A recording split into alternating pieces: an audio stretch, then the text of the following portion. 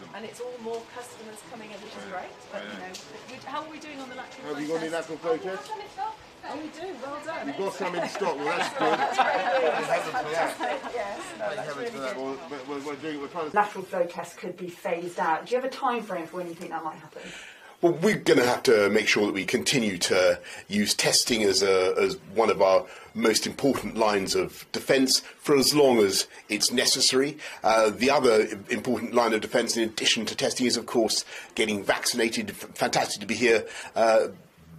Boots, looking at people queuing to get vaccinated. Just talk to somebody who was getting vaccinated for the first time. That's really important. Still people coming forward for the first time to get vaccinated. The boosters are going well. We've now done 36 million boosters, 90% of people over 50.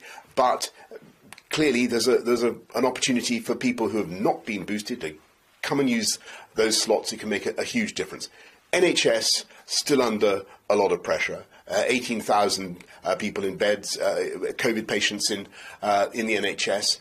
Absolutely vital that we look after our health and look after the NHS and get boosted. I think that we'll use them as long as they're very important. And there's a similar argument to be had about the quarantine period, whether to come down from 7 days to 5 days. The thing to do is to look at the science. Yes, of course. About reducing that isolation period. We're looking at that, and we will we'll act according to the science as we always have. But what I would say to everybody is that Omicron is still out there. It's incredibly contagious. Everybody will know somebody who has had it. It can be pretty unpleasant. Sadly, as you know, 90% of the people who are in ICU with COVID have not been vaccinated, and it's absolutely crucial that everybody gets their booster. It can make a huge difference. We've got to make sure that we see off Omicron. We're making great progress. The number of people who have been boosted, as I say, is 36 million. 90% of over 50s have been done, but there are still millions who need to do it. Loads of people who've had 2 jabs but haven't yet come forward for their boost. And I say to everybody, join the movement, build it. Everybody's coming forward. I've just seen the queues this morning.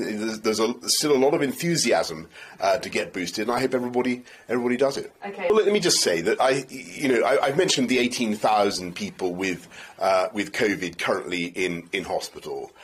That's, as you know, as everybody, as the country knows, that's massively up, and the numbers are increasing. And what people also need to know is that a sizable percentage of those 18,000 have contracted COVID in hospital. Perhaps 30% or more are nosocomial infections, so-called iatrogenics.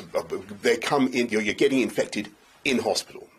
Now, to me, that is just not acceptable. You shouldn't go into hospital and then contract COVID. So it's very important that our NHS staff should be properly protected, should be properly vaccinated, and I certainly encourage that.